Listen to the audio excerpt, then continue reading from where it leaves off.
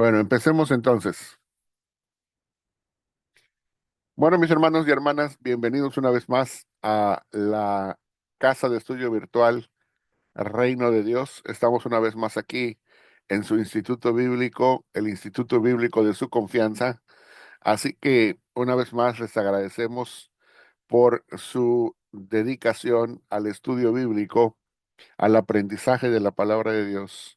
Y el día de hoy, como ustedes saben, si ustedes quieren contactarse o comunicarse conmigo, pueden enviarme un correo a la dirección de correo electrónico beninstituto, así como se oye todo en español, beninstituto@gmail.com.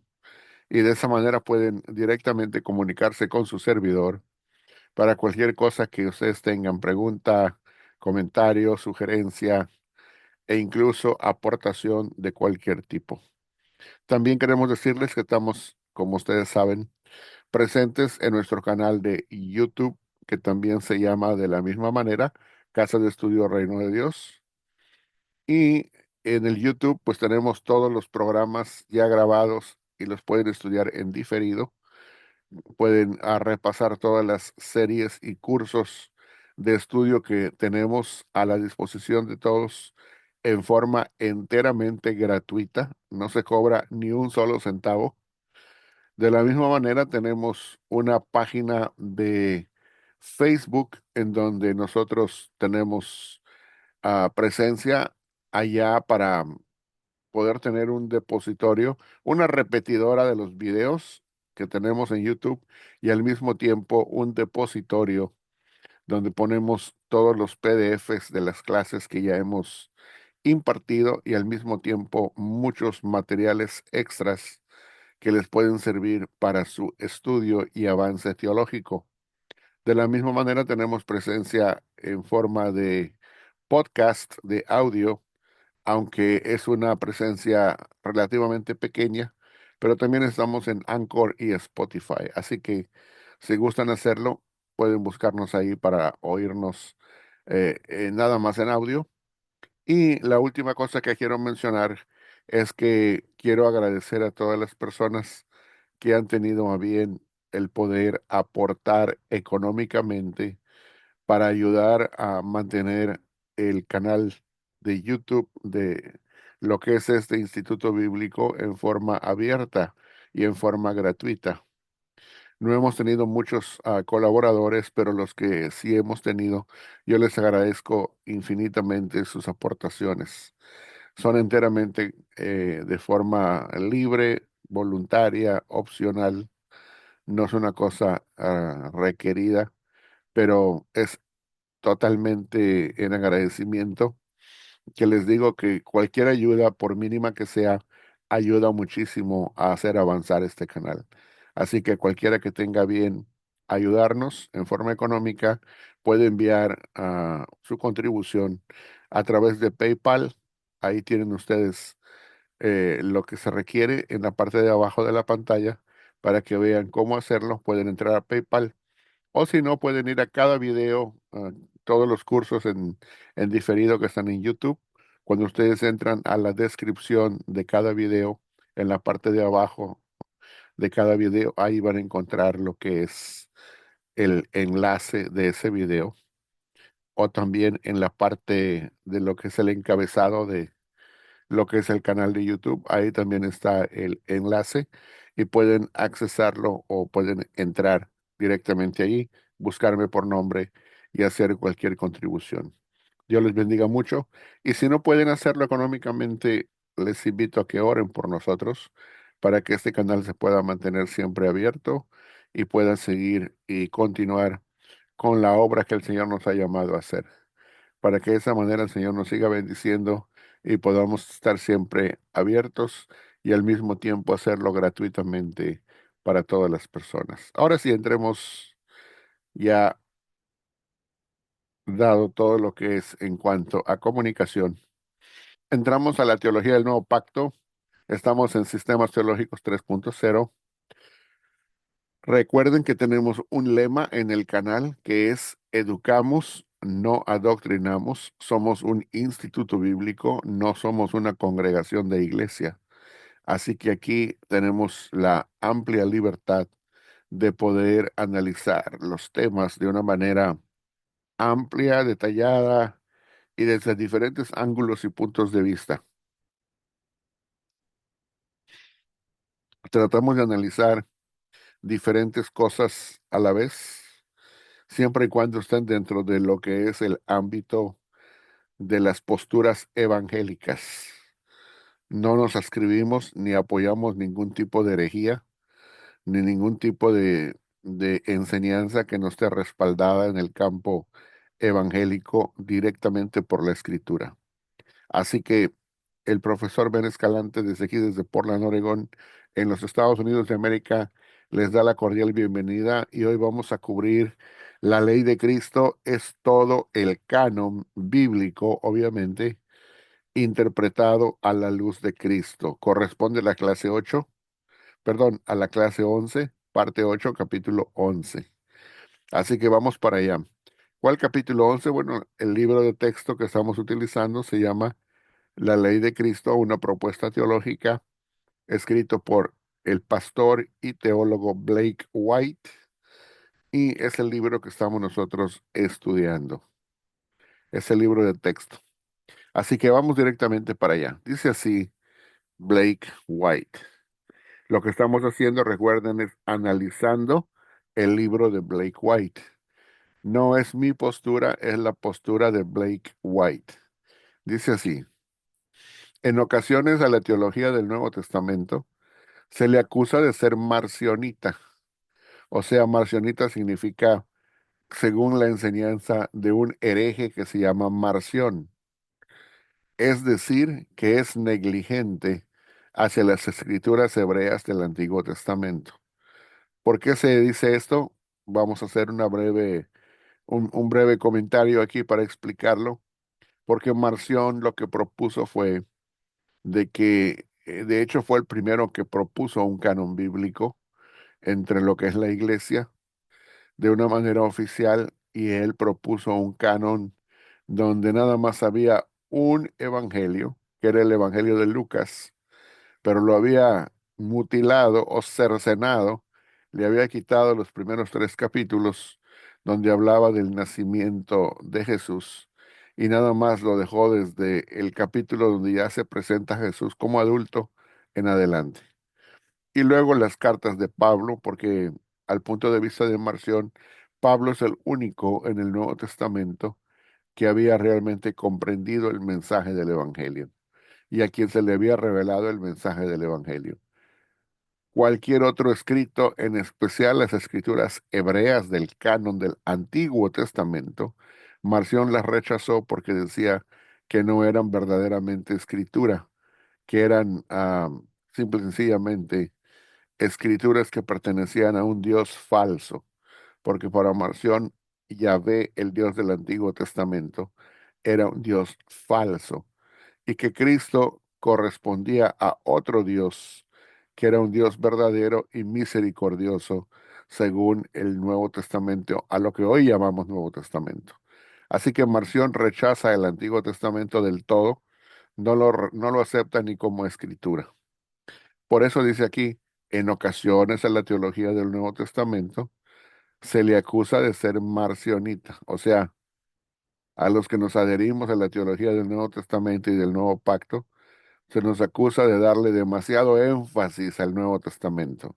Es lo que están queriendo decir. O como dice aquí, es decir, que es negligente hacia las escrituras hebreas del Antiguo Testamento. O sea, como que las tenemos dentro de la Biblia, pero como que nunca las leemos, o que hacemos caso omiso del Antiguo Testamento. Claro que no es así, es una acusación falsa. Continuemos. Quizá haya en efecto algunos que proclamen tal enseñanza, o sea, la enseñanza marcionita. Sin embargo, están equivocados al hacer esto. ¿Quiénes están equivocados? Pues los detractores, los criticadores de la teología del Nuevo Testamento. Finalmente, como dice aquí, el creyente del nuevo pacto está atado a todo el canon de las escrituras. con esta muy importante cualificación, que deben ser interpretadas a la luz de Cristo o de la enseñanza y la obra de Cristo. Esa es la cuña que aprieta todo el cuerpo de la escritura, que todo debe ser interpretado a la luz de la persona y obra de Cristo. Toda la palabra de Dios es para nosotros, pues está escrito toda la escritura, y acá dice, obviamente refiriéndose al Antiguo Testamento, es inspirada por Dios y útil para enseñar, para redarguir, para corregir, para instruir en justicia, a fin de que el hombre de Dios sea perfecto, enteramente preparado para toda buena obra. Como dice segunda carta de Timoteo, perdón, 3:16 al 17. Continúa diciendo Blake White, lo que haya sido escrito en días pasados, o sea, durante el tiempo del Antiguo Testamento, fue escrito para nuestra enseñanza, como dice Romanos 15:4. Los eventos del Antiguo Testamento les sucedieron o les ocurrieron a ellos. ¿A quiénes ellos? Al pueblo judío, como ejemplo para nosotros. Fíjese que dice, no dice como mandamientos para nosotros, sino dice como ejemplo para nosotros. Y están escritas para amonestarnos a nosotros, a quienes han alcanzado los fines de los siglos. Como dice primero los Corintios 10:11 en la segunda parte del versículo. Continúa Blake White diciendo, los creyentes en Jesús son los hijos de Abraham y el Antiguo Testamento es nuestro libro, pero debemos acercarnos a él, o sea, al Antiguo Testamento, como cristianos, no como judíos. Y luego dice, como Graham Cole escribiera, los estudiantes cristianos del Antiguo Testamento deben pasar por la cruz de Jesucristo en su regreso al Antiguo Testamento. O sea que si tuviéramos en una plana el Antiguo primero, luego la cruz que divide ambos testamentos y luego el Nuevo Testamento a nuestra derecha, al regresar tenemos que pasar por la cruz primeramente de Jesucristo y utilizarlo como lente interpretativo para poder llegar y leer el Antiguo Testamento a la luz del evento Jesucristo, porque es así como se debe de hacer, porque Cristo es el que nos da la interpretación de todo lo que estaba prefigurado en el Antiguo. Continúa aquí Blake White y vamos a entrar a algo muy importante, dice así en Mateo 5:17 al 48. ¿Por qué? Porque vamos a cubrir lo que se conoce como el Sermón del Monte y hay diferentes formas de interpretar y de percibir lo que es el sentido que trata de traer el Sermón del Monte a los que recibieron por primera vez el Evangelio de Mateo. Y dice así, obtenemos esta perspectiva de las enseñanzas de Jesús en Mateo capítulo 5. Jesús singularmente ahí dijo lo siguiente, no penséis que he venido a abrogar la ley de los profetas, no he venido a abrogar sino a cumplir, porque de cierto os digo que hasta que pasen el cielo y la tierra, ni una jota ni una tilde pasará de la ley hasta que todo se haya cumplido. De manera que cualquiera que quebrante uno de estos mandamientos muy pequeños y así enseñe a los hombres, muy pequeño será llamado en el reino de los cielos. Mas cualquiera que los haga y los enseñe, éste será llamado grande en el reino de los cielos. Porque os digo que, si vuestra justicia no fuere mayor que la de los escribas y fariseos, no entraréis en el reino de los cielos. Y eso nada más es los versículos de Mateo 5:17 al 20. Con, perdón, continúa diciendo Blake White. La palabra súper importante de esta sección es cumplir. que en griego es pleró, y continúa diciendo, el contexto rige en la tarea de hacer exégesis, o sea, de buscar, de sacar el significado del texto. Y una manera muy natural de acercarse a esta palabra es preguntarle a Mateo y no irse a otros lugares, sino que si se da en Mateo hay que encontrar la respuesta porque ese es su contexto. Hay que preguntarle a Mateo cómo es que Jesús usa esta palabra en otras partes de su evangelio. Y no tenemos que buscar muy lejos antes de encontrar esta palabra en sus citas al Antiguo Testamento, como Mateo 1:22, 2:15, 17:23, 4:14, 5:17, 8:17, 12:17, 13:35, 21:4, 26, 54, 56 y 27:9, pasajes donde aparece la palabra cumplir en griego, la misma palabra. Continuemos. Vamos a ver aquí y dice así. Mateo está volviendo a contar la historia de Israel a través de la vida de Jesús, ya que Jesucristo cumple todo el Antiguo Testamento. Él, o sea, Jesús, lo llena hasta el tope, porque recuerden que la palabra pleró, que se traduce cumplir, significa llenar hasta el tope, o sea, completar con significado. O sea, llenar o darle el significado a una escritura hasta que su significado llegue hasta rebosar, llegue hasta el tope. O sea, es una forma muy literal de decir hasta que la escritura se cumpla por completo. Y dice aquí, a través de vivir la historia de Israel en él mismo, o sea, en su persona. Continúa diciendo Blake White acerca de un teólogo muy reconocido en nuestro tiempo que se llama N. T. Wright. Dice, N. T. Wright remarca lo siguiente. Los evangelios son entonces la historia de Jesús, contada como la historia de Israel en miniatura. La tipología que es observada por aquí y por allá por los críticos es simplemente una función de este propósito más amplio de los evangelistas.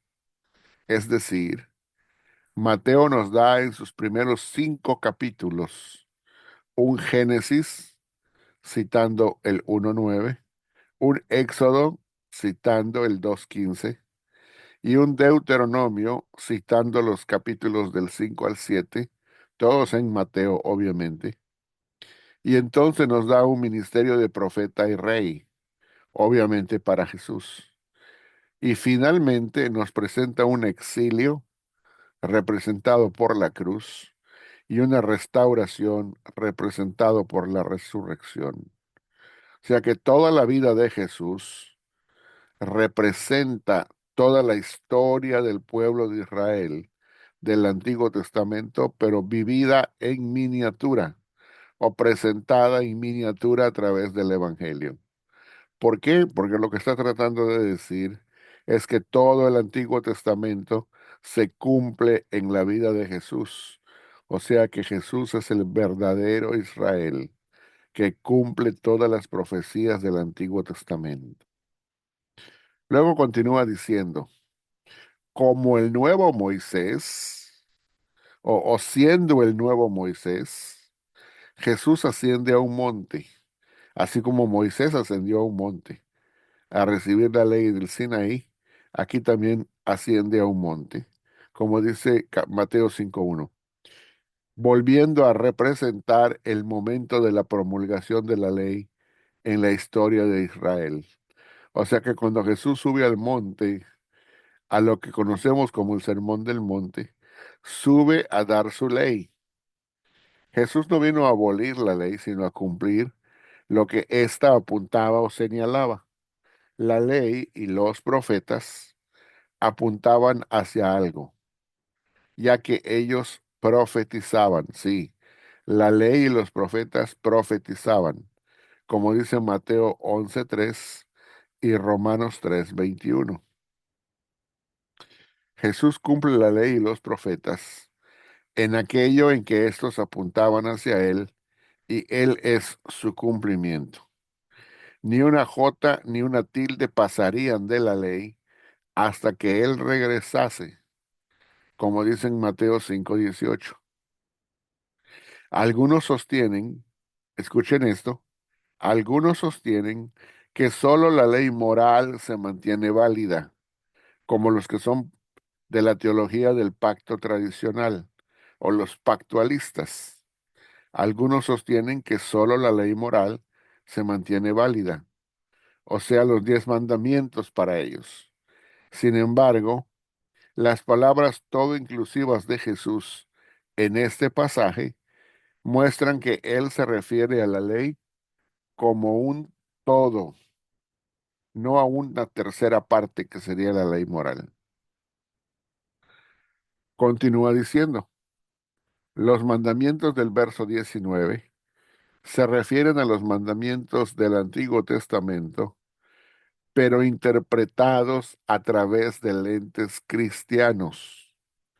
O como dice Douglas Moo, que es un erudito moderno y escribe, entonces estos mandamientos deben ser entendidos como refiriéndose a los mandamientos como cumplidos o como ya cumplidos, y de ese modo seguramente reinterpretados por Jesús.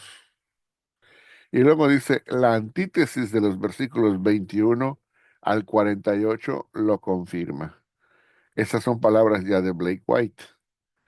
Y continúa diciendo Blake White, como veremos, no existe ningún paradigma interpretativo que sea coherente con todas estas 6 antítesis. O sea que en Mateo 17, perdón, 5 versículos serán del 21 hasta el 48, vamos a encontrar 6 antítesis. Como dice aquí, la antítesis de los versículos 21 al 48 lo confirma y dice que serán 6. Continúa diciendo Blake White. Cuando Jesús dice, oísteis que fue dicho a los antiguos, es difícil de excluir alguna referencia a la generación que recibió la ley en el monte Sinaí. Vamos a parar ahí un momentito. O sea que cada vez que leemos oísteis que fue dicho a los antiguos, nuestra mente no puede evitar ir y correlacionar esa frase con algo de lo que se dijo en el monte Sinaí. ¿Por qué? Porque a eso se refiere Jesús. Oíste que fue dicho a los antiguos. ¿A cuáles antiguos? A los que estaban allá al pie del monte Sinaí, cuando estaban escuchando la ley que estaba siendo dada. Por eso dice, es difícil de excluir alguna referencia a la generación que recibió la ley en el monte Sinaí. O sea, no podemos evitar más que con nuestra mente ir hacia allá. Continúa diciendo Blake White. En la primera antítesis de los versos 21 al 26, refiriéndose a la ira, Jesús obviamente está haciendo referencia al sexto mandamiento del Decálogo. Oíste que fue dicho en los antiguos, no matarás, y cualquiera que matare será culpable de juicio.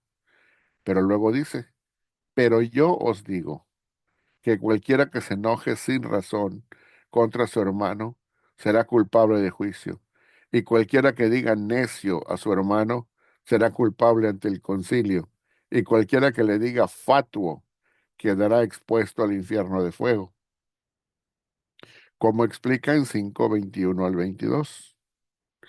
Después de citar el Antiguo Testamento, como dice aquí, los pero yo os digo de Jesús son claramente un contraste.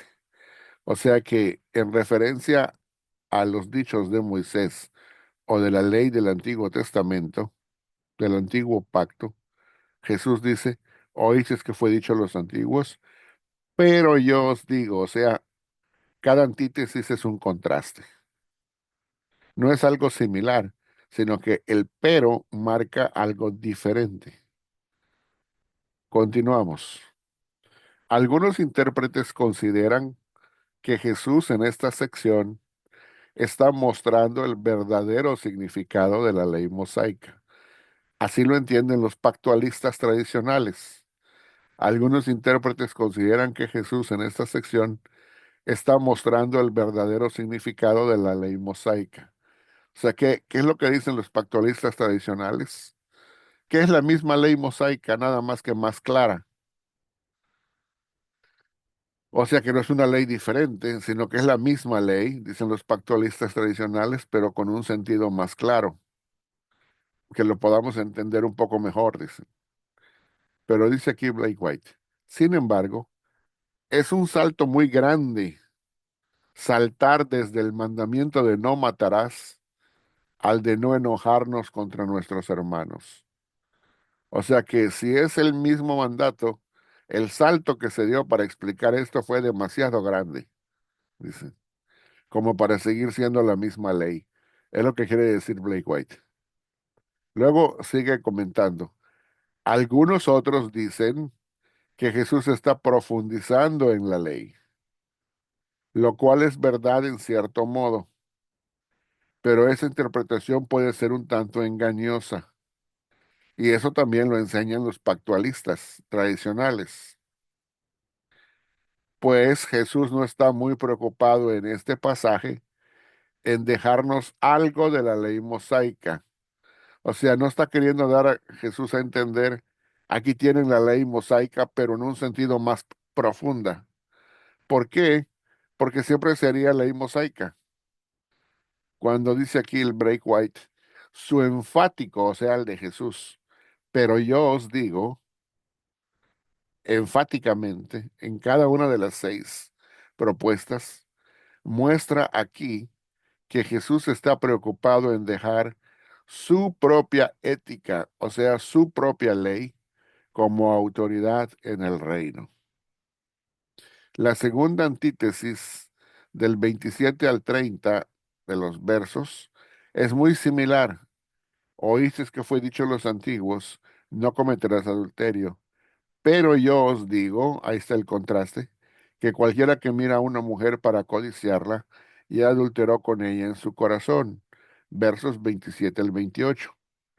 Aquí Jesús cita el séptimo mandamiento del Decálogo, pero él va mucho más allá de la enseñanza de Moisés. ¿Y qué es lo que hace? Al prohibir la lujuria.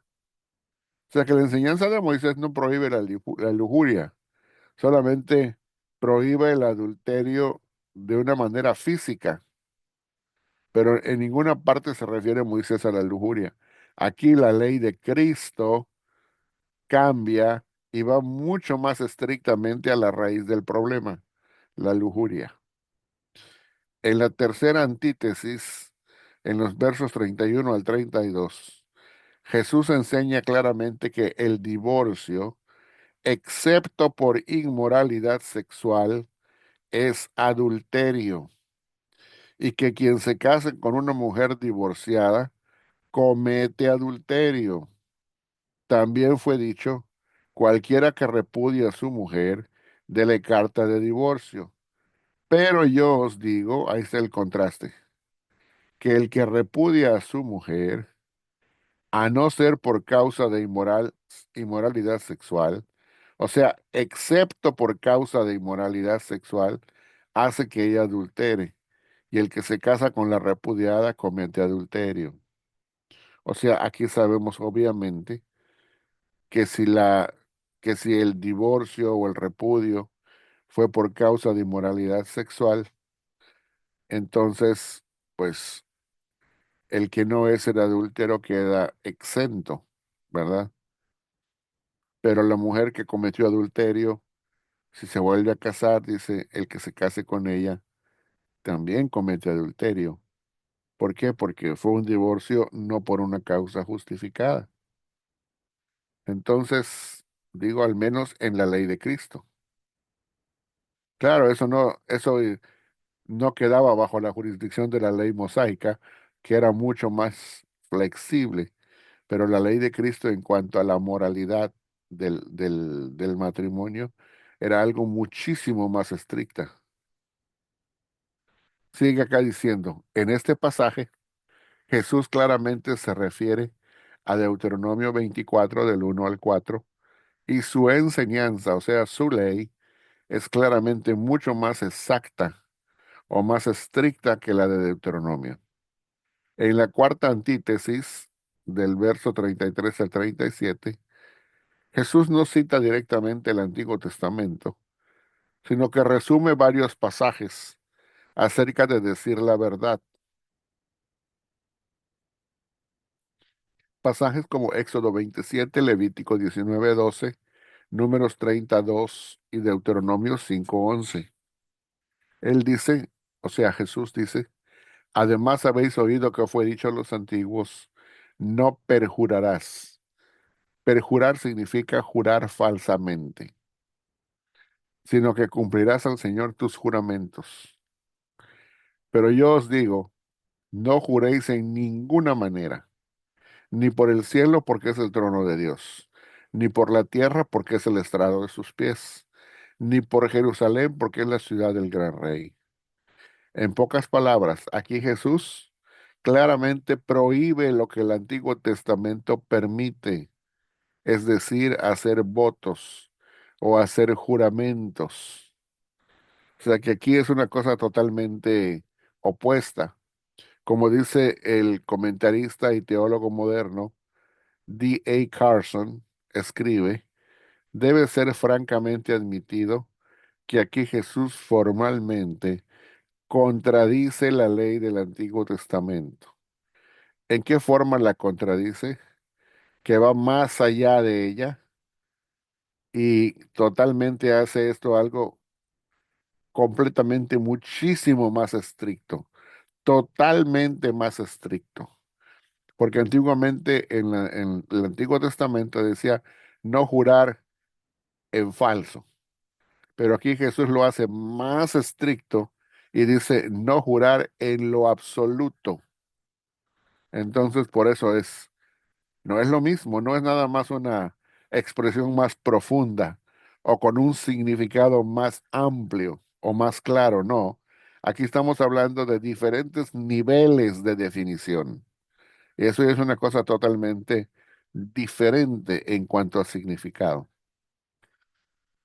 Es lo que está tratando de decir. O sea que la versión que Cristo da es su propia ley, su propia manera de establecer una nueva ética para el reino.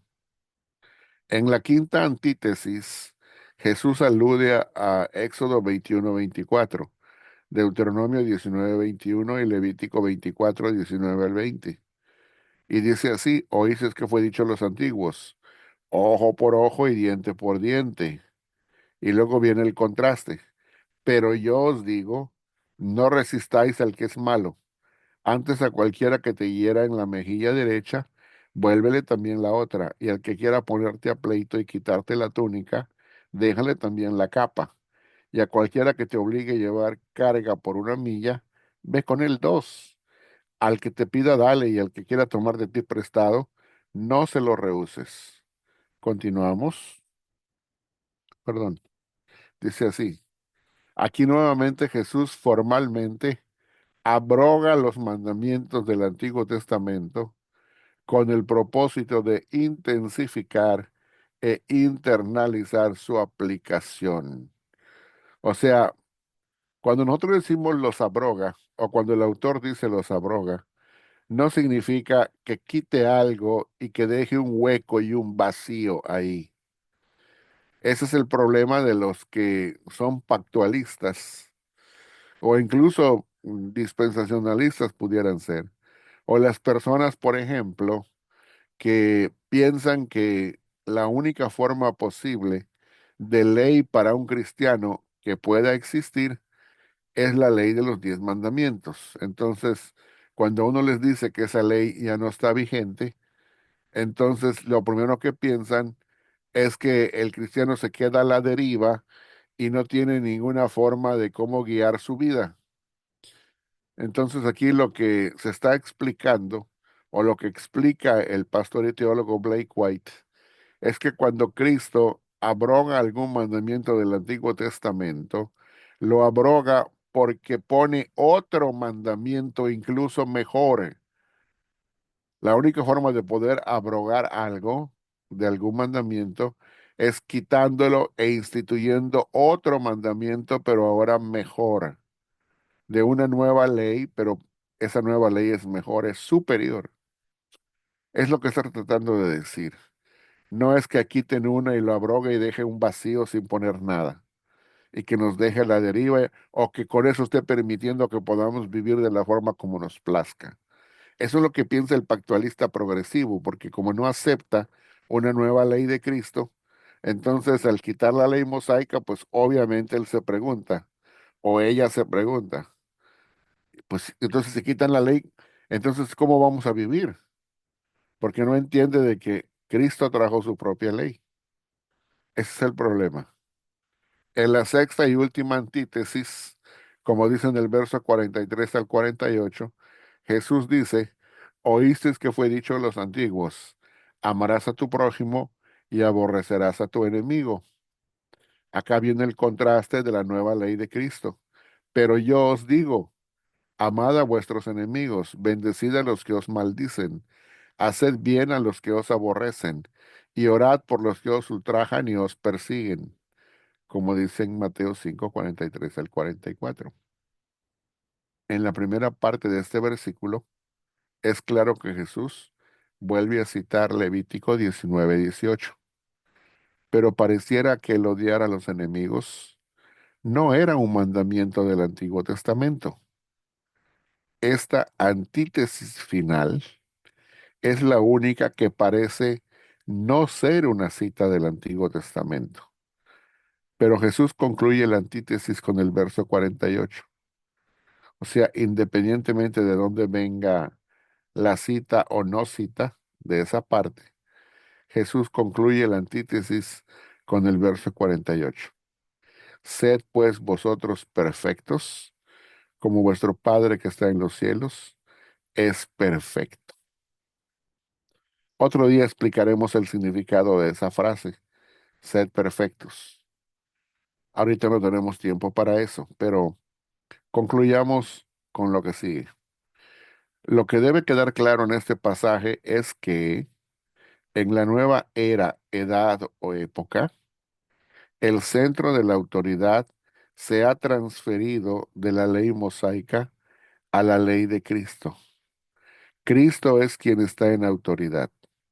Él es quien contrasta sus enseñanzas, o sea, las de él mismo, las de Cristo, con las enseñanzas de Moisés.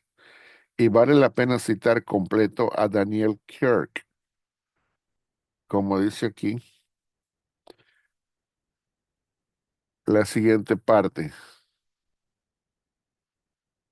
Con una sola posible excepción, Jesús no cita lo que él considera interpretaciones erradas de las leyes, cuando su interpretación sobre la lectura acostumbrada, perdón, voy a volver a leer, con una sola posible excepción, Jesús no cita lo que él considera interpretaciones erradas de las leyes, colocando su interpretación sobre la lectura acostumbrada, sino que Jesús impone su propia enseñanza o ley como contraparte a la ley mosaica misma.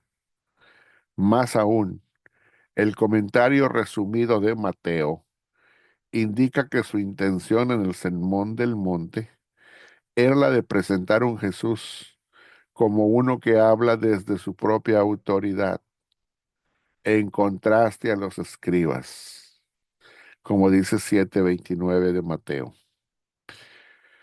Escuchen esto, la diferencia, y acaba de dar la postura de los pactualistas tradicionales.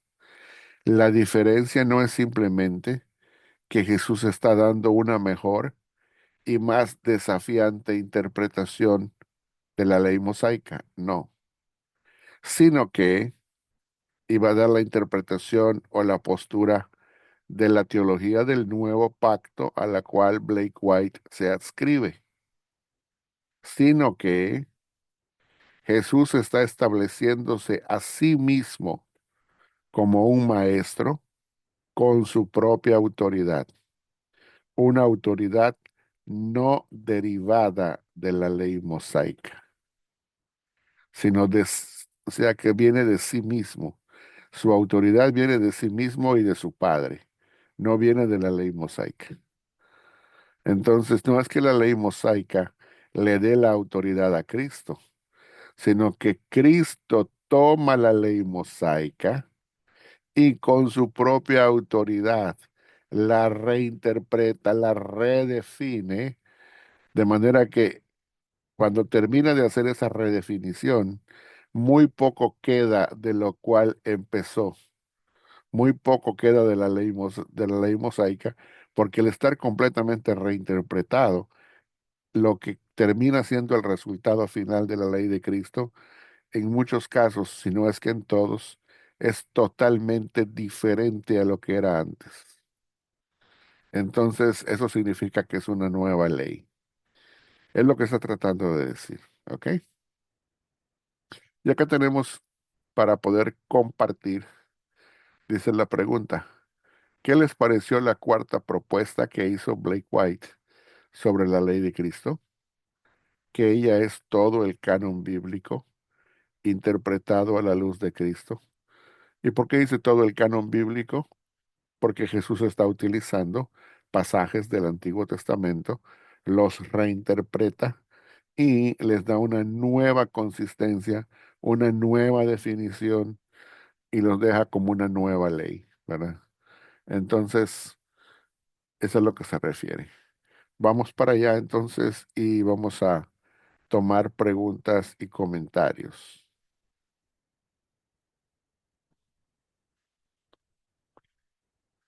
A ver, mis hermanos y hermanas, ¿cómo están? Un gusto verles.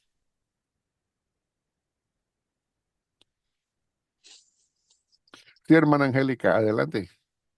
Bueno, yo no sé si fui la única que no lo entendió, pero en la primera o segunda pantalla que usted presentó, Ajá, donde dice que Mateo, eh, como que explica la historia de Israel, puede ser, ajá, y ahí empieza diciendo, hay unos versículos, ¿no? Génesis 1:9, después Éxodo 2:7, Deuteronomio, em, pero el final, donde dice restauración, resurrección, bueno, eso queda obvio, pero los otros anteriores no veo la conexión. ok, Exilio y cruz y después los anteriores, que ahora no los recuerdo, pero en su momento miré los versículos, pero no encuentro la conexión. ok. Vamos a tratar de explicar lo mejor que podamos, ¿verdad? Porque tampoco es que yo esté leyendo la mente del pastor Blake White, ¿verdad? Claro, sí, sí. Pero vamos a tratar, déjeme tomar una Biblia aquí y vamos a tratar de ir analizando los pasajes, no de una manera totalmente profunda, porque no lo podemos hacer ahorita, pero vamos a tratar de ver, ¿verdad? Pero, por ejemplo, aquí en Mateo, como dice él,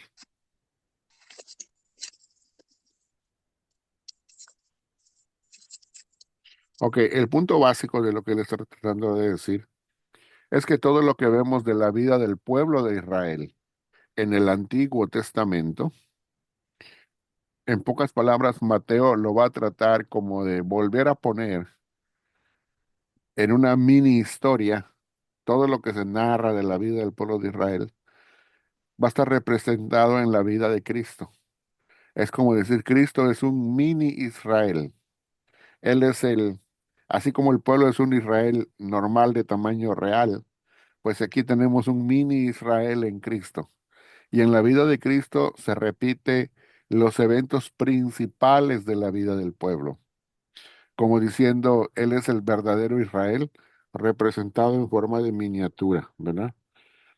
Ok, entonces no chequeé del libro, que es una, por así decirlo, una traducción. Pudiera ser que haya alguna algún error tipográfico en cuanto a la numeración de los versículos, ¿verdad? Pero, ok, pero sí podemos ver, no sé exactamente cuál sea el punto de vista del pastor en cuanto a la parte de Génesis, pero en cuanto a la parte de lo que es el Éxodo, ahí sí, Ujú. donde dice, por ejemplo, donde dice el capítulo 19 y donde dice, pero después que murió Herodes, un ángel del Señor apareció en sueños a José en Egipto, ¿verdad? Y le dijo, levántate, toma al niño y a su madre y vete a la tierra de Israel porque han muerto los que procuraban la muerte del niño. Ahora, ¿se acuerda cuando eh, Claro, cuando tuvieron que huir de Herodes, sí, pero hay una parte donde dice, donde se cita esto y de hecho en donde dice que se de fueron Egipto. que se fueron a Egipto, ajá. Y entonces ya cuando regresan, dice, de Egipto llamé a mi hijo. Sí. Ujú. Entonces, lo que está queriendo decir ahí, acá está, vamos a ver, es, como digo, no puede ser que los versículos no estén totalmente correctos en cuanto a la traducción, pero el pasaje al que se está queriendo referir es desde el 13 hasta el 15, o hasta el 10, 15 hasta el 15. Después de que partieron ellos, dicen los magos, un ángel del Señor apareció en sueños a José y le dijo, levántate, toma al niño y a su madre y huye a Egipto. Permanece allá hasta que yo te diga, porque acontecerá que Herodes buscará al niño para matarlo. Entonces él, despertando, tomó de noche al niño y a su madre y se fue a Egipto. Estuvo allí hasta la muerte de Herodes, para que se cumpliera lo que dijo el Señor por medio del profeta cuando dijo, de Egipto llamé a mi hijo. O sea Sí, que lo que está tratando de decir es que el profeta, si no me equivoco, es el profeta Oseas. No lo he checado últimamente, pero creo que era Oseas, en donde y creo que sí.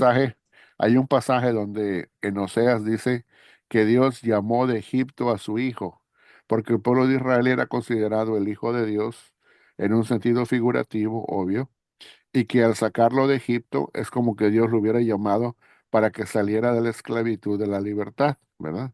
Entonces, así como el pueblo de Egipto estando allá en Egipto, Dios lo llamó a salir, se ve aquí, o el escritor está poniendo una comparación y diciendo, así como Jesús también estuvo en Egipto, ya que Él es el verdadero Israel, también Dios lo manda a traer otra vez o lo manda a llamar para que salga de Egipto y vuelva otra vez a la libertad en la tierra de Israel, ¿verdad? Sí, ese era Entonces, sí, un ese recurso que usaban ellos para, es un, es un recurso comparativo, sí. ¿verdad? Ujú. Ok, entonces, ahora, ese es uno, ¿verdad? Ahora, el otro que menciona, el de Génesis, lo voy a tratar de ver cuál es la comparación que trata de hacer, porque no Sí, sé ahí está. exactamente, ajá. Pero el que sigue, ¿cuál es? Es el de Mateo, ¿verdad? En cuanto al capítulo 5 y el verso 7, en donde en Deuteronomio, cuando nosotros leemos en Deuteronomio, ahí vemos cómo es que Dios está dando la ley en Deuteronomio, que es la repetición de la ley, ¿verdad? Ujú. Entonces se repite la ley del antiguo pacto. Y en este caso, aquí se compara Jesucristo subiendo al monte como que fuera básicamente eso del Deuteronomio, en cuanto a que Sí, da una nueva ley, ¿verdad? Entonces ahí se presenta, es decir, en la historia de Israel, primero aparece el Éxodo, donde dice, de Egipto llamé a mi hijo, lo saca a través del Éxodo por el Mar Rojo y luego lo lleva hasta las planicies de Moab y ahí le da la ley. Y acá básicamente ocurre lo mismo, ¿verdad? Y la única, hay otra cosa que no mencionó no mencionó el pastor Blake White, que después de que lo saca de Egipto, ¿se acuerda cuando leímos hace un rato de Egipto llamé a mi hijo? Sí, Después de eso, cuando sale de allá, el pueblo de Israel pasa por el desierto. ¿Se claro, acuerda? Ok, y luego aquí en Mateo, en el capítulo 4 viene la tentación de Jesús en el desierto. claro, O sí. sea que así como sale Israel de Egipto, porque de ahí lo llama Dios para salir. Luego lo lleva al desierto y aquí vemos cómo Jesús sale de Egipto cuando estaba pequeño y ya luego que entra en su ministerio, lo lleva el Espíritu al desierto porque así fue llevado Israel, El el pueblo pueblo, al entero. Ujú. desierto. Y después del desierto llegan a las llanuras de Moab, donde recibe otra vez el pueblo la ley. Y aquí en el capítulo 5 al 7 de Mateo, se le presenta otra vez como que está dando la ley al pueblo. Y luego pasan los años, a lo que se refiere el escritor, es que pasan los años y entonces Dios castiga a su pueblo y lo exilia, o sea, le vuelve la cara o lo abandona temporalmente al enviarlo Ah, al exilio. Y es ahí donde se compara a Cristo cuando dice, Eloí, Eloí, ¿por qué me has abandonado? Lama sabactani, claro, ¿verdad? ah, sí. Es como Ujú, que hay ahí, es como que le dio un exilio a Cristo, ¿verdad? Y ya ujú, luego cuando entonces Dios tiene misericordia de su pueblo y lo llama de Babilonia otra vez para regresar a la tierra, se habla de una restauración de Israel. Entonces, aquí Cristo, después de que muere, Dios le muestra su misericordia y entonces lo resucita y lo restaura a la vida otra vez. ujú. Entonces, Ah, esas son las comparaciones que hace, ¿verdad? En pocas palabras, Cristo es el verdadero y el nuevo Israel. claro, es lo mismo que nosotros cuando a veces hacemos eso que vemos, no sé, a Israel pasando por el desierto y decimos, bueno, nosotros tenemos que pasar por un desierto y cosas así, hacemos esas analogías. Él lo Sí, hace directamente con Jesús. Él lo hace directamente con Jesús. Ahora es interesante de que nosotros lo hacemos por aplicación, pero Ujú, realmente a quien originalmente le corresponden esas aplicaciones son a Cristo, porque Él sí es un israelita verdadero. Nosotros no somos israelitas verdaderos, pero somos considerados israelitas en el sentido espiritual únicamente, porque ahora por la fe estamos en Cristo. O sea que en un ujú, sentido secundario y derivado, las experiencias de Cristo vienen a ser nuestras experiencias, ¿verdad? así. No sé si me expliqué, hermana. Sí, perfecto, gracias. Ok, cómo no. ¿Alguien más? Bueno, le damos la bienvenida aquí al hermano Isaac Escudero desde España, que ya nos acompaña. Y también no había tenido la oportunidad de saludar al hermano José Fray y a Lex Roy desde Colombia. Y al hermano Máximo Alegría, que también está aquí con nosotros ya. ¿Alguien más tiene alguna pregunta o comentario? Hermano, una Sí, consulta. adelante. Sí, cuando mencionan las primeras diapositivas que se tiene que hacer una lectura del Antiguo Testamento, pero pasando por la cruz de Cristo, le comento, una vez estuve en un curso sobre libros históricos y el profesor nos dijo que deberíamos tener un acercamiento a la teología de los libros históricos basándonos en su propio contexto sin ir directamente hacia Cristo, porque es, digamos, como el camino fácil. Es como decir, todo apunta a Cristo, todo señala a Cristo y la centralidad es Cristo, que es válido y está bien, pero como que hay ciertas comprensiones previas, teológicas, que emanan de los propios libros sin necesidad de llegar hasta la cruz. ¿Cómo podemos entonces nosotros tener este acercamiento hacia Cristo, o perdón, pasando por Cristo, por la cruz, hacia el Antiguo Testamento? y al mismo tiempo tener en congruencia lo que me decía este profesor en los libros históricos. ¿Es posible? Ok. Bueno, voy a tratar de explicarle algunas cosas. La primera cosa que me gustaría hacer, vamos a ir por pasos, ¿ok? Porque esto no es tan simple como parece. La primera cosa que sí quiero explicar es que por un momento hágase la idea de que no existe el Nuevo Testamento. Piense solamente del Antiguo, ¿ok? Y nada más es una cosa hipotética, obviamente, porque nuestra fe está en toda la Escritura. Pero solamente por motivos de hipótesis, para poder entender el punto, vamos a pensar como que no existiera el Nuevo Testamento y que somos unos judíos devotos de la Escritura, ¿verdad? Entonces, desde ese punto de vista, como que nada más creemos en el Antiguo Testamento, vuelvo a repetir, en una forma hipotética hago esta comparación, la, la pauta hermenéutica para poder entender bien todo el Antiguo Testamento sería utilizar los libros proféticos, ¿m? para explicar lo que es la Torá. O sea, la Torá es el Pentateuco, los 5 libros de Moisés. Entonces, pero en los 5 libros de Moisés nada más se da la Torá, no se explica la Torá, ¿no? Y no se aplica la Torá. Entonces, luego vienen todos los libros proféticos. Entre ellos vienen los que nosotros como cristianos llamamos históricos. Pero desde el punto de vista judaico o judío, esos libros no se llaman históricos, son proféticos. Desde el libro de Josué hasta el último de los profetas, son proféticos. Entonces, hay profetas anteriores y profetas posteriores. Pero el trabajo de los profetas, desde el libro de Josué hasta el último de los profetas que hay, y antes de entrar a lo que es, digamos, en el canon hebreo, lo que es la sección de los escritos o los ketubim, pero lo que es los profetas, ellos explican y aplican la Torah, ¿ok? Obviamente los tenemos que leer en su contexto propio, que es lo que el maestro le estaba diciendo, ¿ok?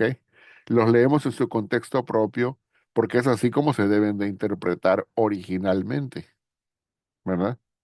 Sea, yo agarro un pasaje de Samuel y no lo puedo interpretar directamente a la luz de Cristo en primera instancia, sino que primero tengo que leerlo en su contexto original, ¿verdad? Luego pudiera yo ir a lo que enseña el Nuevo Testamento y luego leerlo a la luz de Cristo, ¿verdad? Y finalmente hacer mi conclusión a la luz de Cristo. Pero tengo primero que ver qué es lo que significaba a la luz de la historia, ¿ok? Ahora bien, lo mismo podríamos hacer si pretendiéramos que no existiera el antiguo y solamente existiera el nuevo, un decir. Entonces, tenemos los evangelios que funcionan en los evangelios del libro de Hechos, que funcionan también como si fueran la Torá para los cristianos, que enseñan cosas pero no las explican y no las aplican. Entonces llegamos a las epístolas, tanto las paulinas como las generales, y las epístolas todas nos ayudan a explicar y aplicar lo que nos enseñan los evangelios y el libro de Hechos. Hacen la misma labor. O sea que la Torá es la base, los profetas es la explicación y aplicación. Y luego en el Nuevo Testamento, los evangelios y hechos es la base y las epístolas es la explicación y aplicación. Eso es la forma en que lo haríamos si estudiamos separadamente los testamentos, los dos. Ahora bien, el comentario que el profesor hizo, solamente de una manera pudiera yo, muy general, tratar de entender por qué lo dijo y cómo lo dijo.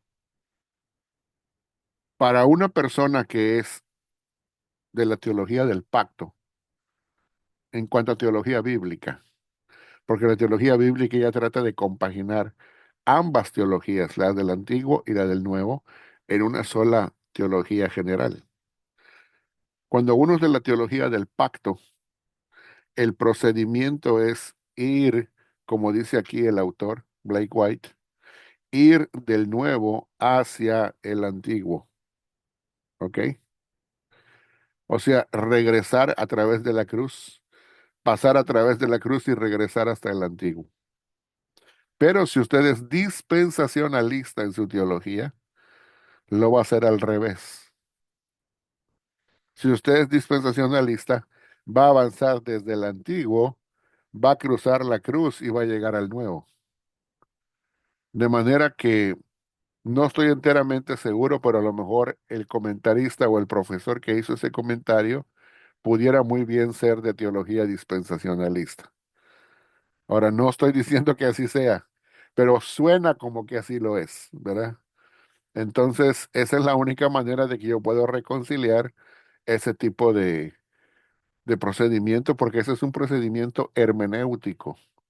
Y cuando uno entiende cómo funciona la hermenéutica o la interpretación, o la base interpretativa de cada una de las teologías, entonces dicen, ah, ya sé por qué le dijo eso, porque en tal teología así funciona la pauta hermenéutica, ¿verdad? Ahora, no sé si le dieron el clavo y su profesor era dispensacionalista. Bueno, abiertamente creo que no, pero recordando muchas otras clases y comentarios, creo que sí se suscribía más a ese sistema. Pero sí, sí Sí, era muy buen profesor, de verdad, no me quejo de ello. Pero me ha ayudado mucho a entender sí, y a y no estoy, poder ajá, incidir en las cosas. no estoy diciendo de que todo lo que enseñe esté mal, o sea, es nada más una apreciación muy general, ¿verdad? Obviamente, en la teología del nuevo pacto, en ese punto sí coincidimos con los pactualistas. En muchos otros estamos en desacuerdo, pero en cuanto a ese punto preciso de leer desde el Nuevo Testamento, pasar por la cruz de Cristo y usar la cruz de Cristo como el ente interpretativo para llegar al Antiguo, esa es nuestra postura. Ujú. Y creemos que es una postura más segura. ¿Por qué? Porque estamos imitando la forma de interpretar que utilizaron los apóstoles. Esa fue la forma que utilizaron los apóstoles. Utilizaron el evento Cristo desde su propio punto de vista donde ellos vivían. Utilizaron el evento Cristo para poder leer las escrituras del Antiguo y les dieron una interpretación cristológica a las escrituras del Antiguo Testamento. Y es lo que leemos en el Nuevo Testamento, las interpretaciones cristológicas de los apóstoles. Ujú.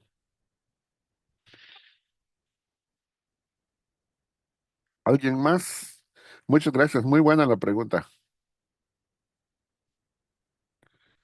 ¿Alguien más? ¿Alguna pregunta? ¿Todo bien hasta ahora? Bueno, si no hay ninguna otra pregunta más, ya está por acá también Isaac Esquivel. Le damos la bienvenida. Vamos a pasar a la segunda parte de la exposición, que también viene otra parte muy interesante. Y vamos a continuar. Esto equivaldría al capítulo 14 del libro de texto. Pero antes de pasar ahí, nada más quiero preguntar, ¿algún otro comentario o pregunta de este capítulo que acabamos de finalizar? El capítulo 11. ¿Cuántas clases quedarían de este tema, profesor? Bueno, de este, De todo este después, curso. después de hoy tenemos una clase más, No. que va a ser los capítulos 12 y 13, que son los últimos que voy a cubrir del libro de Blake White. Ya no van a haber más capítulos, pero son capítulos muy interesantes porque van a tocar la continuidad y la discontinuidad entre los testamentos. Y eso va a Ujú. ser para la próxima clase. Ok. ¿Ok? Una Ah, pregunta más, ya que estamos de sí, repente adelante. en las últimas diapositivas mencionaba el salto, una especie de salto muy grande que había entre la interpretación que hacían los propios judíos en su tiempo de la ley y la interpretación que hacía Jesús. Y el autor decía como que este salto es demasiado grande para que pueda ser comprendido. Y entiendo eso, está bien, pero más allá de eso, ¿cómo no sería un poquito contradictorio decir después es una reinterpretación lo que Cristo está haciendo y luego decir, Él tiene la autoridad para dar una nueva ley? Entonces, ¿en qué quedaríamos? ¿En qué es una reinterpretación y sosteniéndonos en un salto cualitativo grande? ¿O es una nueva ley exactamente la que está dando Cristo basándose en su propia autoridad? Bueno, yo creo que fue bastante, puede ser que las palabras en algún momento, porque bueno, la otra cosa es que yo estoy utilizando una traducción, ¿verdad? No sé exactamente las palabras directas que utilizó en el inglés el autor. Esa es una posibilidad.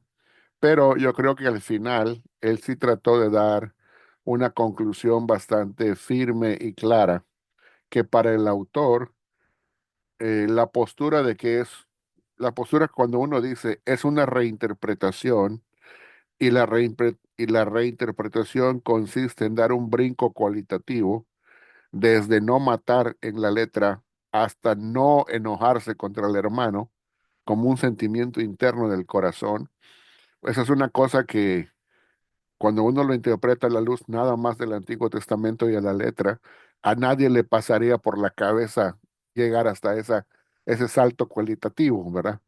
Entonces, pero es precisamente esa interpretación del salto cualitativo la que es defendida por el pactualismo tradicionalista, de la ley de la tradición de la teología del pacto. Ahora bien, Blake White, como un teólogo del nuevo pacto, al final él dice, no es que sea esto, no es simplemente esto, eso lo dijo en la última lámina, sino que es una nueva ley y en lo que él se basa es en la autoridad propia de Jesucristo como rey del reino, como que es un nuevo promulgador de ley porque está en un monte dando una nueva ley y los contrastes que él hace cada vez que él menciona las seis antítesis, lo hace para decir que cada antítesis no es simple y sencillamente una profundización, sino que él utiliza su autoridad. Y hay otros pasajes en el Nuevo Testamento que él no menciona, pero donde, por ejemplo, hay un pasaje que él sí menciona, que es el 7:29 de Mateo, en donde dice que él y aún el pueblo reconocía que lo que él hacía era por su propia autoridad y decía, este no nos enseña como nos enseñan los escribas, sino que tiene una autoridad diferente, ¿verdad?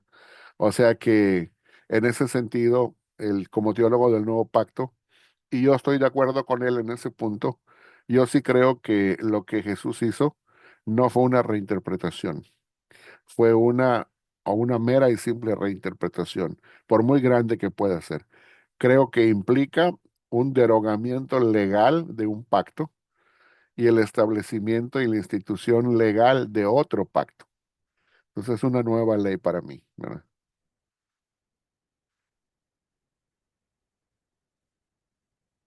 Yo no tengo ninguna falta de claridad en cuanto a eso, ¿verdad? Gracias, gracias, profe. Pastor, disculpe, pero cuando se dice reinterpretación, no queda como que está volviendo a interpretar en lugar de que es una nueva ley. Sí, por eso es la pregunta que el hermano Vicente nos hacía, porque Mm, cuando utilizamos la palabra reinterpretación, es como que tenemos la misma ley, pero nada más le estamos dando un nuevo matiz, ¿verdad? sí. El matiz puede ser más profundo, más intenso, lo que sea, pero siempre sigue siendo la misma ley y el mismo mandamiento. Y lo que el autor Blake White estaba tratando de decir es precisamente que no era una reinterpretación. Ahora, Ah, quizás a la hora del que hizo la traducción al español, no utilizó la palabra más correcta para a la hora de ponerlo, ¿verdad? No sé cuál sea Ujú. la palabra en inglés, pero hay una palabra, hay una palabra que se puede malinterpretar como reinterpretación en castellano, ¿verdad? Pero en Sí. inglés hay una palabra que es reissuing. Reissuing significa una repromulgación, pero Ah, repromulgación aquí implica una nueva promulgación. ¿M? No es nada más repetir lo mismo, ¿verdad? O claro. sea, se le vuelve es una repromulgación porque los que reciben la promulgación es el mismo pueblo, es el pueblo de Israel. Pero el contenido de esa ley es diferente y en ese Ujú, sentido es nueva, ¿verdad? claro. Pero en inglés se dice reissuing y una manera en que se pudiera traducir es reinterpretación, pero yo lo traduciría más como una nueva promulgación, ¿verdad? Ah, sí. Sí, por ahí me hacía ruido por eso. Ajá, Ya. sí, espero que eso les haya aclarado. Eviten esa palabra reinterpretación y si usted, a menos que usted tenga la perspectiva de la teología del pacto que piensa que la parte moral no fue derogada o que no fue quitada y que eso es lo que está vigente hoy, pero maquillado por lo que dio Cristo. Bueno, esa es su perspectiva y si esa es, yo la respeto. Ahí sí aplica la palabra reinterpretación, ¿verdad? Pero si usted tiene la perspectiva de que es una autoridad superior divina, y que él teniendo esa autoridad mesiánica tenía el poder para instituir una nueva ley, bueno, eso es otra cosa, ¿verdad? Ese es un salto como el que dijo el autor. Ese es un salto mayor, ¿verdad? Ahora sí, hermano Isaac, adelante, desde ahí, desde la madre patria. Buenas tardes, ¿no me oye? Sí, adelante, hermano. Sí, nada, creo que han empezado una hora antes de lo que yo me conecté. No estuve de acuerdo muy bien con los horarios. Sí, es que Y, cambió el horario acá en los Estados Unidos. pues aquí todavía no. Entonces yo me he conectado como siempre a las 7. Ok, no hay Vale. problema. Simplemente quisiera aportar un texto que ayer mismamente estudiando la carta de los Hebreos, encontré un texto que creo que viene a apoyar lo que usted está respondiendo a los hermanos que me han precedido respecto a si es eh, una nueva ley o no. Entonces, leía ayer un texto que se encuentra en Hebreos capítulo 7, en el capítulo 7 y verso 11 en adelante, podemos leer, y dice la Biblia así, dice, si pues la perfección fuera por el sacerdocio levítico, porque bajo él recibió el pueblo la ley, ¿qué necesidad habría aún de que se levantase otro sacerdote según el orden de Melquisedec y que no fuese llamado según el orden de Aarón? Porque cambiado el sacerdocio, necesario es que haya también cambio de ley. O sea, al igual que el linaje del sacerdocio, que era arónico, fue cambiado por el de Melquisedec, al haber un cambio de sacerdote, nos dice la Biblia claramente que también tendría que haber un cambio de ley. Por lo Ok, tanto, como bien nos enseña nuestra teología del nuevo pacto, no es una continuidad de la ley, sino que es una nueva ley en Cristo Jesús. ok, muchísimas ¿Es gracias. correcto, hermano? Sí, es correcto.